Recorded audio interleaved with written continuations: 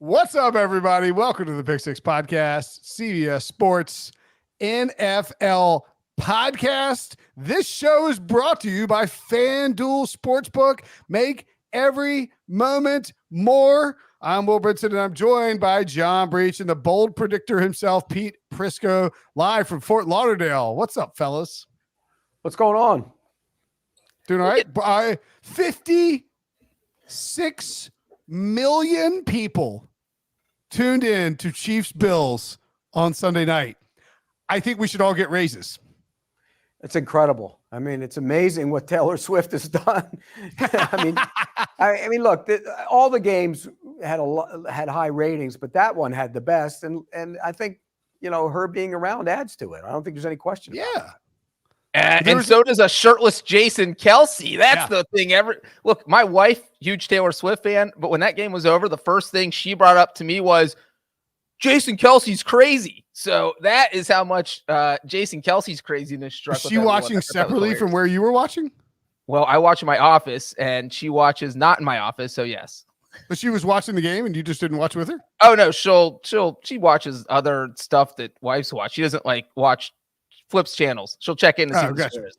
Yeah, like during commercial of Below Deck, she'll flip in and check in. Right. Our Property Brothers or something. Yeah. If you're watching on YouTube, make sure to hit that like button or hit subscribe as well. Turn on notifications. You'll get notified when we go live, which it's always helpful this time of year. Jim Harbaugh, the Chargers, maybe having a little something going on here. You'll want to know when we go live on our emergency podcast. So hit subscribe and click that bell button. If you're listening on any various podcast platform, make sure and give us a 5-star review in the feed. We actually have an emergency podcast from Monday night when Breech and I talked about Brian Callahan being hired by the Titans, the Bengals OC, former Bengals OC, and of course our early leans for the championship week. Today we're going to do divisional round. We're going to look at our divisional round bowl predictions and do conference championship bowl predictions. But first, Jim Harbaugh and the Chargers reportedly, quote, within striking distance on a deal, Pete. Is this a good move if this happens? And the early buzz is that Greg Roman would be his OC, which is an interesting fit with Justin Herbert. Ugh, what a waste. I mean, Jim Harbaugh is a winner. You can't deny wins that. everywhere he goes. But he wins by playing physical, offensive and defensive football, which I'm okay with, by the way. I think if you're not tough on both lines, you got problems. I don't care how good your quarterback is even. You better be physical on both sides of the ball. Now, having said that, if you're bringing Greg Roman in, that makes no sense. I said this earlier. We were doing a hit on HQ. Jim Harbaugh going to the Chargers can't make Justin Herbert feel good. It just can't. And I know if somebody, and Danny Cannell said, well, he can be excited about being a winner.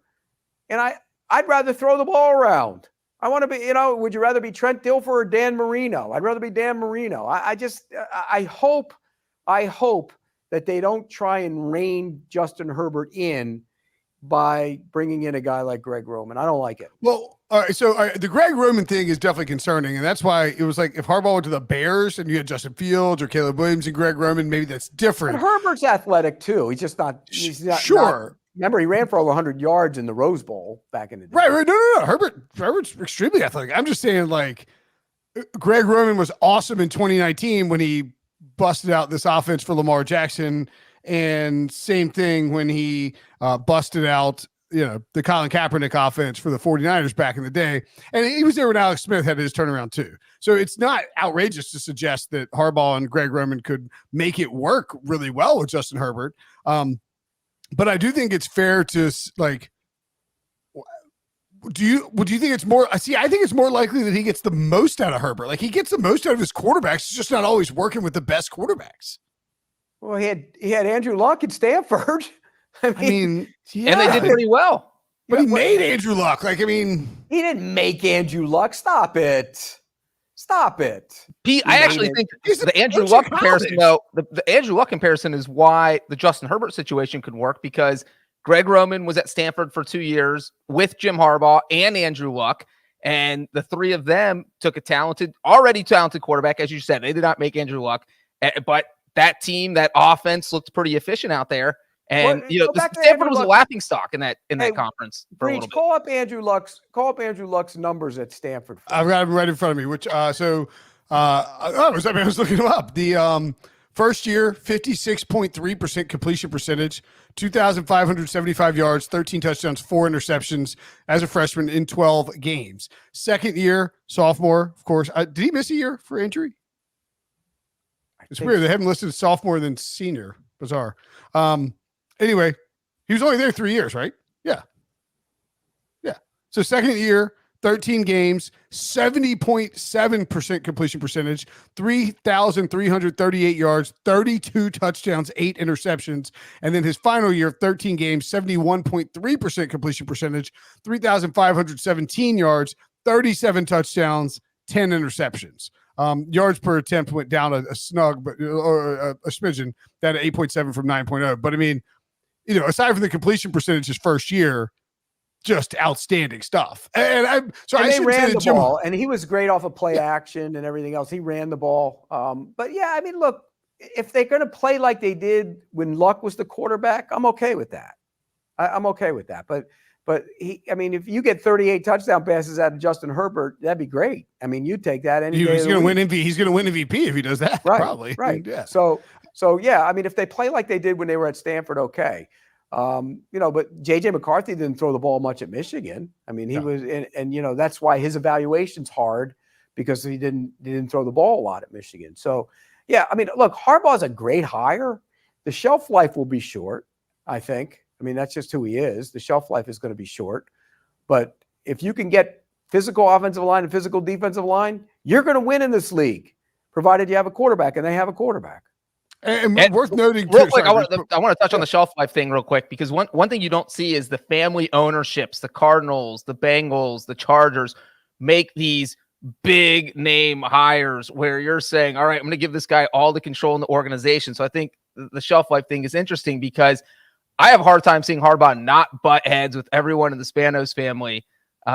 If things get a little bit rocky, or if the Spanos family wants to go one way and Harbaugh's like, no, we're going this way, and you hired me, so that's what we're doing. It just seems like it's an odd coupling, even though I do think it would be a good hire for the Chargers.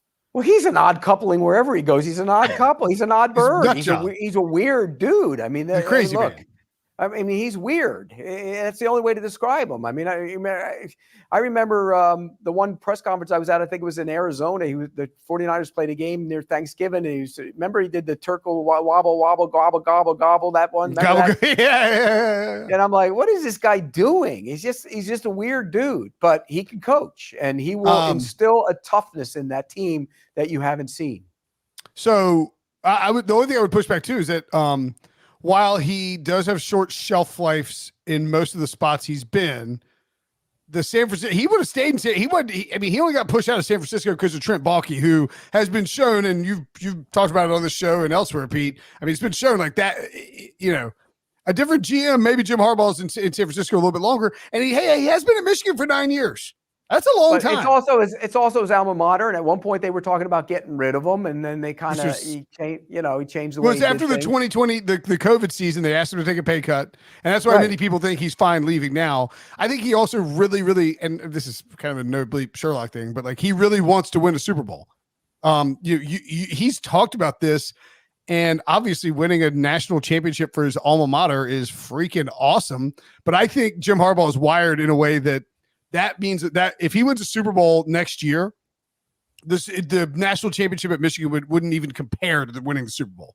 Like, I think it drives him nuts that his brother has a Super Bowl and he doesn't.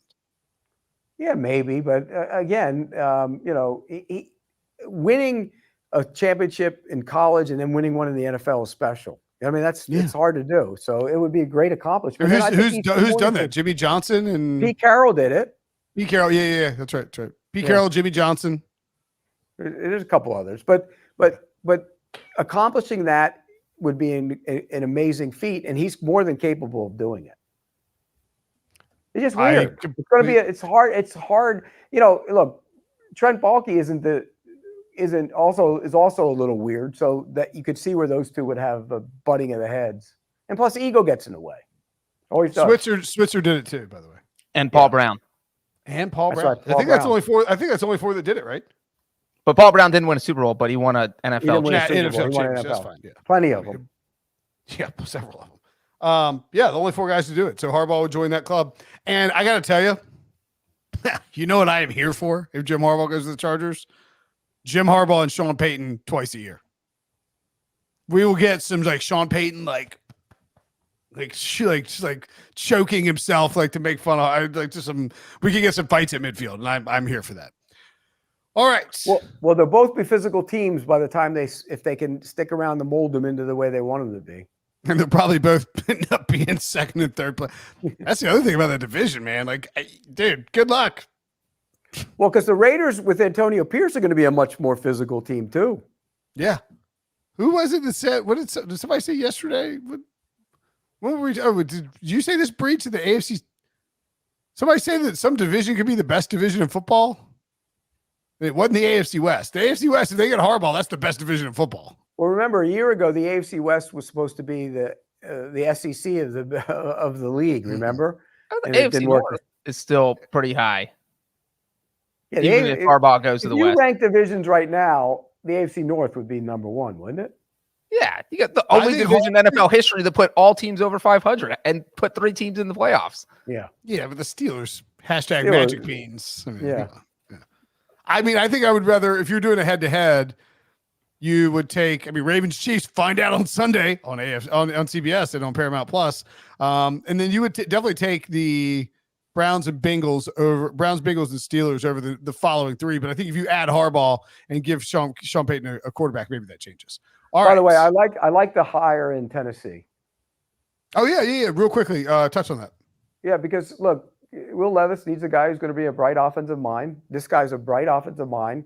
I think getting him in there to work with that made all the sense in the world to me. To hire a guy who was going to be an offensive guy to work with the quarterback who the general manager drafted to be the franchise quarterback. So it works. And I think, Callahan will make that offense much better. He'll make Will Levis into a much better player. And there's a lot of ability there, as you know how I feel about him, to kind of mold it around him. So I like the hire a lot. You think he brings his dad with him? If he can. I think he'll be able to. I mean, they shouldn't hold that up. That would be a little tacky if they tried to hold that up, I think. Couldn't he? It's the Browns, though, Pete. I know. That would be tacky, though. Would he have to make him? He'd have to make him like OC for him to leave, which look, I don't really wanted. I would imagine, this is just me guessing, but if I'm Kevin Stefanski, and Kevin's a good dude, if Callahan really wanted to go coach with his son, I know Kevin Stefanski and his father are very close. His father was in the NBA for a long time, general manager. And I can't imagine Kevin would block that. I just don't think he would. Well, you'd also have a pretty disgruntled offensive line coach if you were like, sorry, dude, you can't go coach with your son. My son's an NFL head coach. I should be able to go coach on his staff. Yeah. And you should understand why. It's not to make that team better necessarily, even though I think I would do that. It's to be with my son. They should allow that to happen. And I think, I think Kevin's too good a guy. He's been around sports his whole life. I don't think he'd block that. I just don't. What? Now, the team might decide. They might, but I don't think Kevin would. Yeah, it'd be a bad look if the Browns block that, because you're talking about a pretty small window for Bill Callahan and Brian Callahan to coach together, and that having that opportunity to do it as your son as the head coach. And who knows, you're probably not going to win a Super Bowl or anything like that, but you could surprise some people. Anyway, moving along. Pete had an incredible wild card round, 3 of 6 on his bold predictions, 50% bold predictions. Great. Pete made 4 bold predictions in the divisional round.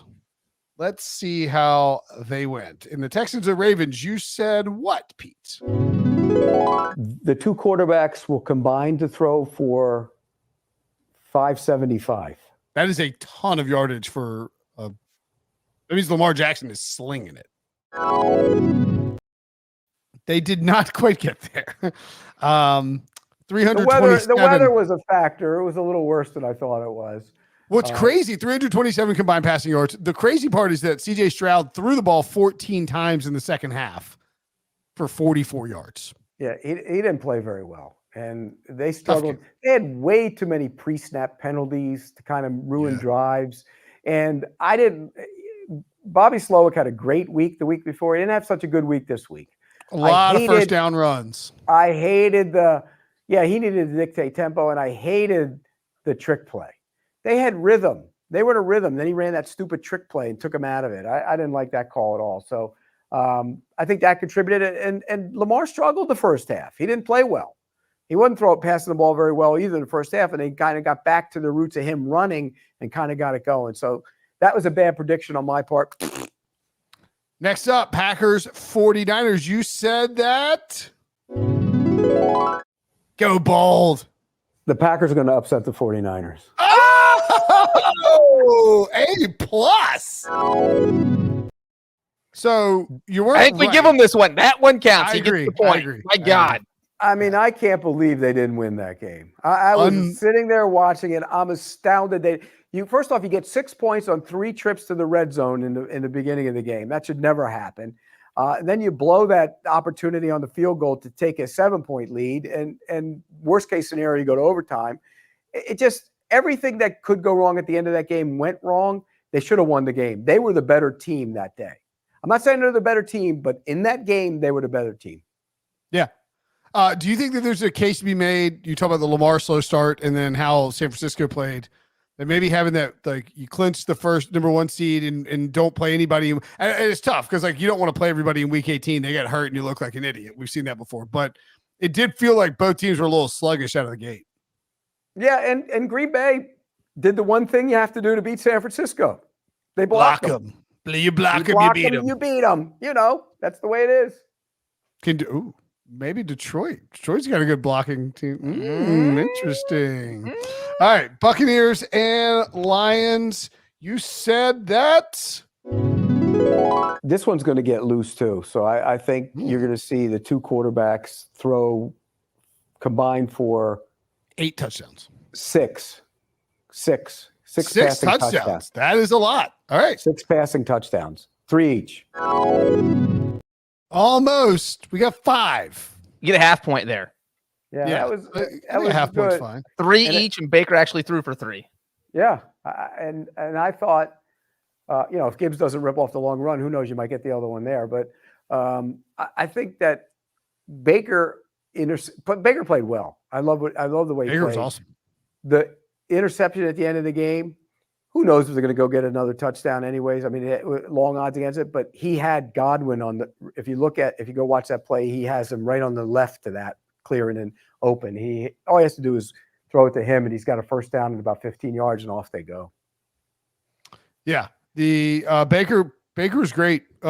He's back in Tampa Bay, right? Has to be. They want him back. Of course. Yeah. He should want to be back.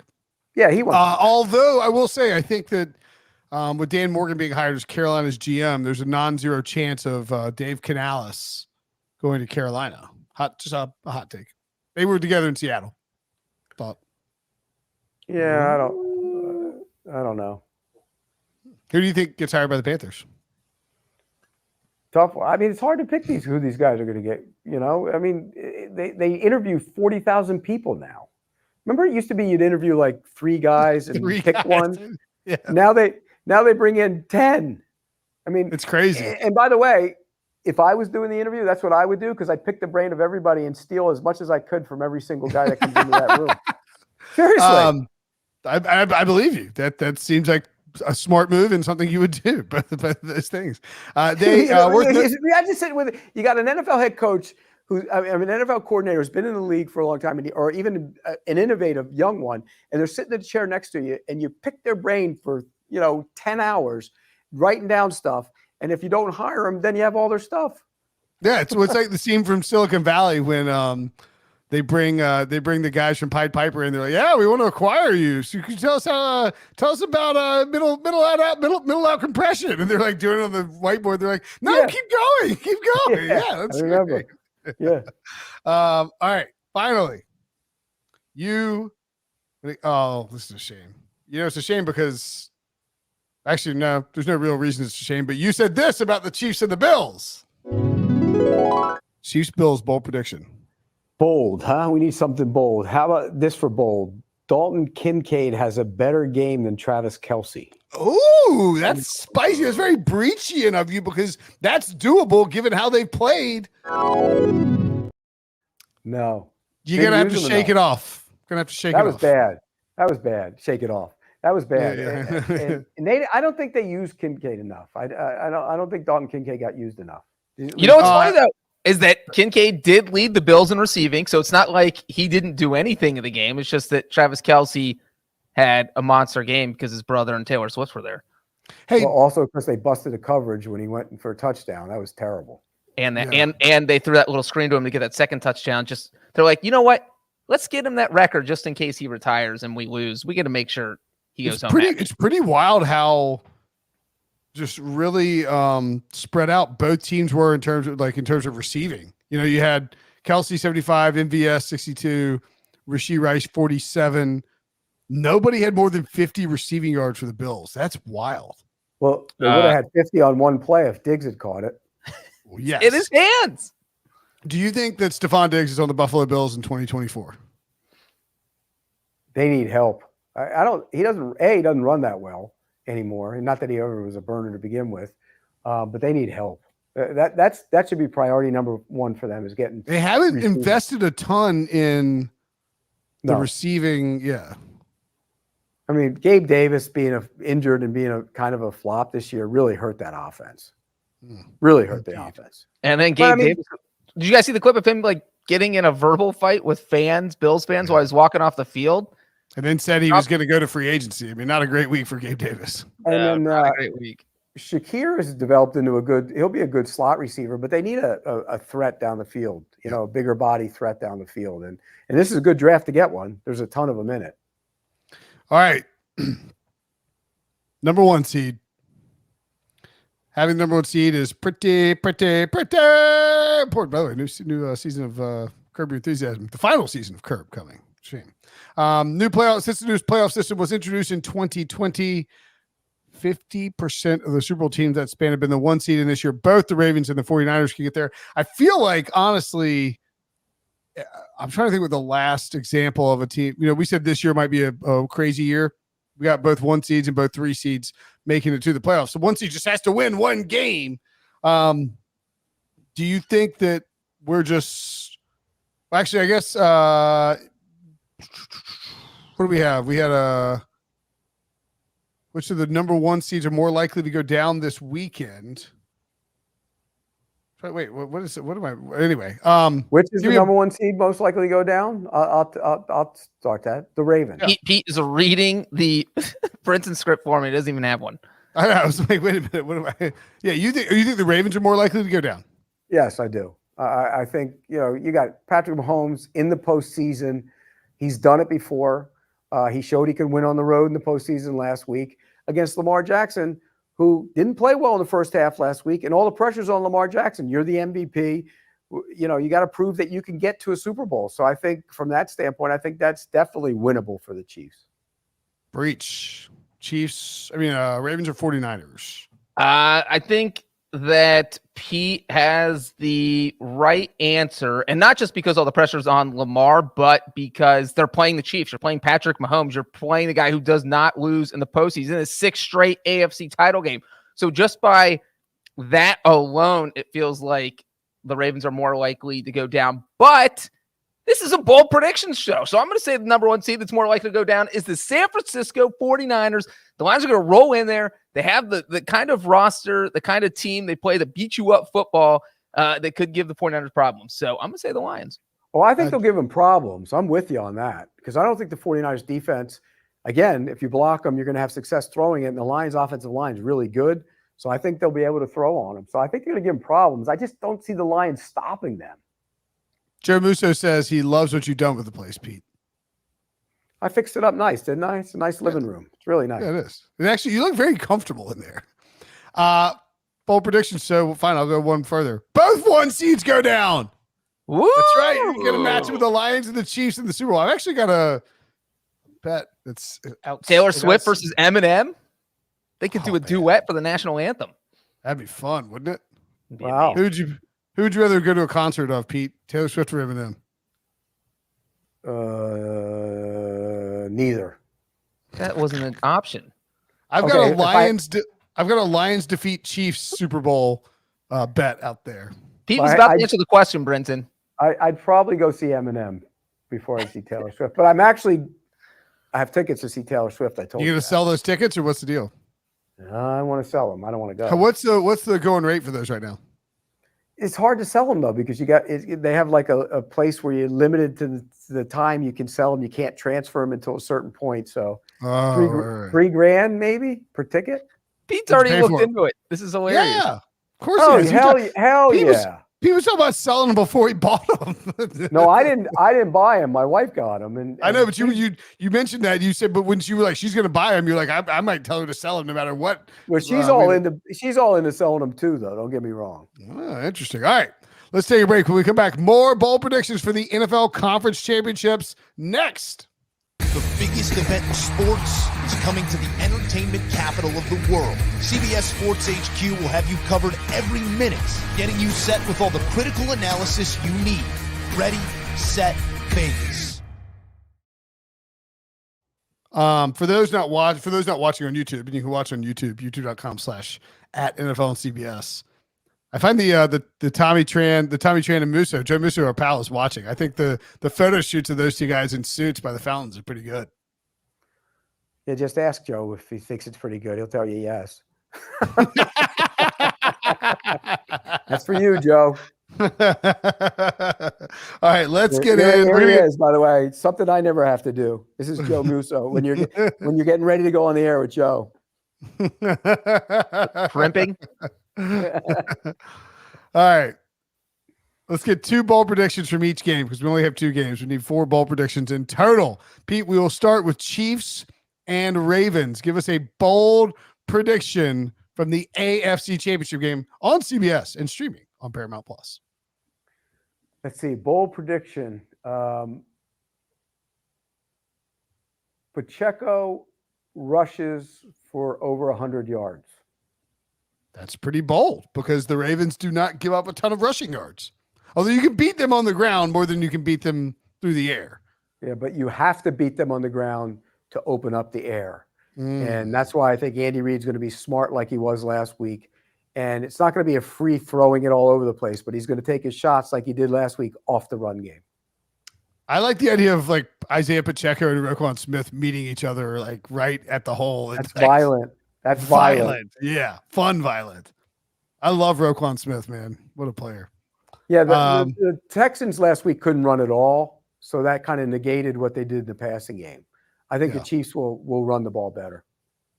Okay. Lions and 49ers. Lions at 49ers. That game. Wait, which one is the early game is the CBS game. Yeah. Lions at 49ers, 6:30 p.m. on Sunday. The 2 quarterbacks combined for 700 passing yards and 5 touchdowns. Wow. Oh my God. The shootout. Oh, we forgot to grade the first one. Breech, we got to grade Pete's predictions. I'm going to give the first one a B, but let me give the second one an A. Yeah, I'll go B-, A-.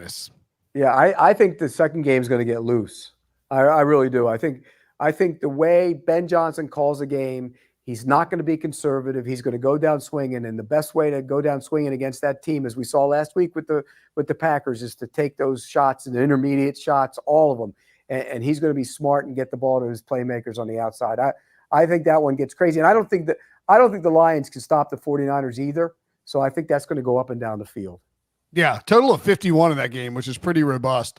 Niners currently favored by 7 points, although that went down to 6.5, back up to 7. Some juice on the Lions. And let's not forget that the Lions gave up the 6th most passing yards in the NFL this year. So I think it kind of feels, but they were very good at stopping the run. So it is, does Kyle Shanahan trust Brock Purdy enough to just hand him the game and say, all right, you're going to do this? Because remember, Jimmy Garoppolo in big games, there was a couple where he just ran the ball the whole entire game and wouldn't put it on Jimmy's shoulders. And it didn't really feel like he put it on Purdy's shoulders until he had to when they were trailing against the Packers. And so what happens this week when there's no room to run and you really need to throw the ball? Yeah, and Purdy didn't play great in that game. and until he had to, like you said, he made some throws. We had a debate up here in the newsroom. They were raving about that throw he made to Juwan Jennings in the middle of the field. Yep. I mean, Jennings made a great catch on that ball, the high one. It's a good throw over the top. He kind of layered it in there, but the receiver made a hell of a play on that. Yeah, Purdy's had a fine game. And the one thing I'll say he closed it out. Don't get me wrong. I mean, like overall, you're not going to give him like crazy grade. No, but he runs the offense. He's a great point guard. He's a great point guard. But real quick on the Juwan Jennings throw, there was a throw earlier this year where Gardner Minshew got one of his receivers nailed. I think it was Michael Pittman, and Brady came out and said, well, these quarterbacks you got to put the ball in a place where your receiver's not going to get nailed. And so, yeah, I mean, it was it was a great throw, I guess. But as Pete said, it's a great catch because Juwan Jennings, he is hanging his receiver out there to dry is basically what's happening. Jennings knows he's going to get decked, and he still caught it. So I think that was more of a Jennings catch than a Purdy throw. Like the Josh Allen throw to Stephon Diggs was a great throw. That wasn't a catch. Right. Yeah, I mean, that was an unreal throw, and he didn't catch it. I mean, by comparison, the other one was unbelievable. It was on the money, 80 yards down the field. I mean, it's ridiculous. Somebody, who was it? I think it was Darius Slayton. Did you see his tweet? Darius Slayton said something about he had to slow down a little bit so it was underthrown. I mean, sure, whatever you say, Darius. Technically, he did, but you ripped it 80 yards in a weather. Think about that. Yeah, exactly. All right. Back to the Ravens and the Chiefs. Bowl prediction number 2 from you, Pete. You want another one? Yeah. Taylor Swift is not shown once on the broadcast. How about that? That isn't happening. I heard somebody talking about if they make it to the Super Bowl, she'd have a hard time getting She'd have to come back off a tour, I believe. In Japan. She's in Tokyo. Yeah, she's coming back for she's coming back for the Super Bowl. But it's not like she's getting on a commercial airline to come. Yeah. She's probably she could sleep the whole thing in a private bed or something and then no. The biggest concern is that people would lament the fact that she was using a private jet just to come back for a football game, but there's plenty of private jets being used to go to a football game. And let's not forget the game's on the West Coast. So getting from Tokyo to Vegas is probably a 10 or 11 hour flight. And you're crossing the international date line. So you leave February 10th night. You probably land on February 10th, and you got a whole day to spare. Can I have one request for this weekend? Just one. Can we not have any damn kicker decide a game? Can we not have that? Insulting, Pete. That's insulting. It's not I'm handball. Sorry. Yeah, what sport do you cover? Because you're not talking about football, are you? Yes, I am. I'm talking about football. One game where the kicker doesn't decide it, just so we don't have to see the guy push it wide right or yank it left. Sean McDermott and Joe Brady need to play for a touchdown if they don't want to have to put it on Tyler Bass's foot. Well, they did play for a touchdown. He didn't get to throw it in the end zone. They felt like they were a little scared. We had this argument upstairs before too. I said, I think Larry Hartstein, who's here today, he said they should have used more clock. No, you score. They didn't score anything. You score a touchdown. He tried to score a touchdown. He tried to hit that shot in the back of the end zone, and he got kind of banged on the side, and he couldn't make the throw. You try and score. You're not trying to burn the clock. You're trying to score a touchdown. Yeah. If you need a touchdown, yes, I agree with that. You get it whenever you can because you don't know when you're going to be able to get it. But if you have the field goal in your back pocket, clearly they didn't have the field goal in their back pocket. If they would have gotten closer, Sean McDermott's out there. He knows you're proving my point that the kickers shouldn't be deciding these days. You don't let them decide the damn game. 30-mile-an-hour win. Excuses. Don't give the kicker a pass. He's the kicker defender. Brady Quinn is the quarterback defender. It's unbelievable. No, I'm not giving Tyler Bass a pass. He had to hit that kick. It's under 45 yards. O.J. Simpson could be a kicker and Breech would defend him. I mean, you got to make that kick. I mean, if he was playing the wind like he said he was, why wouldn't you aim it to the left and let it blow it back in then? Pete, he missed. He missed it. He did miss. But the win isn't that easy to figure out because you have the upright flags, and if they're blowing far, then you can gauge what you think it is. But he's on the ground where the wind likely doesn't feel as strong, so you have to use your judgment and figure out how much do I have to count for the win. And look, that thing started right down the middle as soon as it kicked it and just veered way right. And he looked pretty surprised that the wind was that bad. When it wasn't a great hit. Breech, when you say they played for the field goal, what do you like? They ran it on first down, then he threw in that shot into the end zone on second down, and then on third down he was flushed out of the pocket. Probably could have taken a little throw to, I think he had Kincaid in the middle of the field and hit that for about maybe not a first down and got more yards for the kicker because Lord knows he needed them. But where did you see they were playing to burn clock? No, I'm saying I would have run the ball on second or third down to either make the Chiefs use a timeout or just run more clock off. Why? And I'm sure a run. Why? Didn't the Chiefs have 3 timeouts? Make them use one. Well, what? Okay. You make them. You hand the ball off. It was 2nd and 9. You hand the ball off and you get 2 yards, and it's 3rd and 7. Is that making them burn a clock more of an advantage to you than being hitting a pass? It missed it, but no. You should get the first things first. You score. You ideally want to score while burning as much clock as possible. You want to score whatever way you can. If it happens on this next play, so be it. If it happens that you burn clock to get it, so be it. The ideal scenario is to score the touchdown, period. Okay, and what I'm saying is that, Pete, were the Bills more successful running the ball or throwing the ball? They ran it. Josh Allen ran it, right. So why? You don't need to throw 2 passes when your passing game's not working. Just keep doing what's working, and that's also going to run the clock and use your timeouts. Make the Chiefs use your timeout. They should have run the ball on either second or third down and gone for it on 4th down instead of kicking the field goal. Oh, that's moronic. In my opinion. That's moronic. That's idiotic. 4.7 yards per carry. Yeah, but no. Run the ball. Run the ball. 4th down. You're going to pass on taking a tie-in field goal? What the hell's wrong with you? Go score and win. You can't beat this team in the playoffs. Come on. All right, let's take a break. When we come back, blind ranking next. It's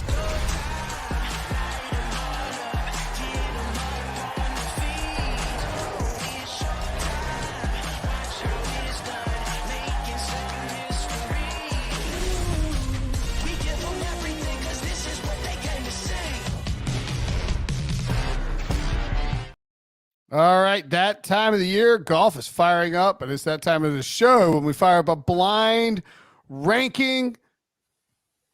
Breech and I will give Pete 5 items. Pete will rank them blindly 1 through 5.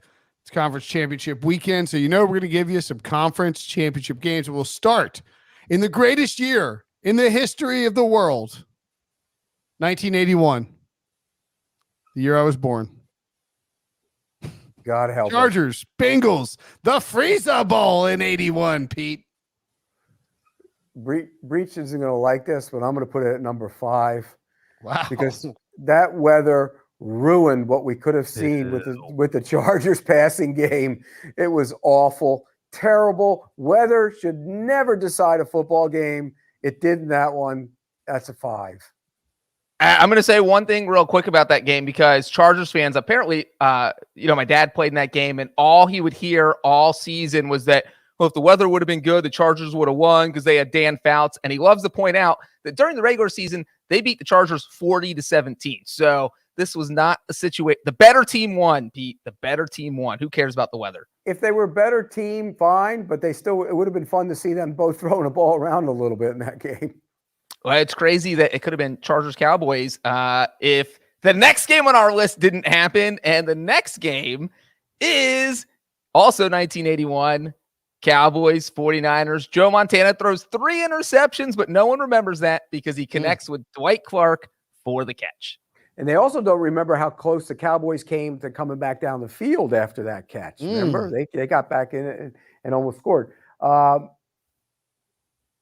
There's better than that, so I'll give that number 2. From a historical standpoint, the catch is iconic, so I'll put it at number 2, but there's been better games. And better catches. Yeah. All right. 2006. The Patriots and the Colts Peyton's revenge game. That wasn't 4th and Jackass, was it? That was during the regular season. No, that was in the regular season. That was the interception late in the game by Marlon Jackson to seal it. Colts 38, Pats 34. That was a great game. I'd put that number one. That was a great game. We're down 21-3. Yeah. And remember Marlon Jackson? I think Marlon Jackson had an interception to seal the game late for the Colts, sent them to the Super Bowl. Brady had the ball, and I think Marlon Jackson picked him off. Yes, that is correct. 17 seconds left. I was there. The Colts would then beat the down in Fort Lauderdale. Would beat the Bears after Devin Hester returned in the rain. In the rain.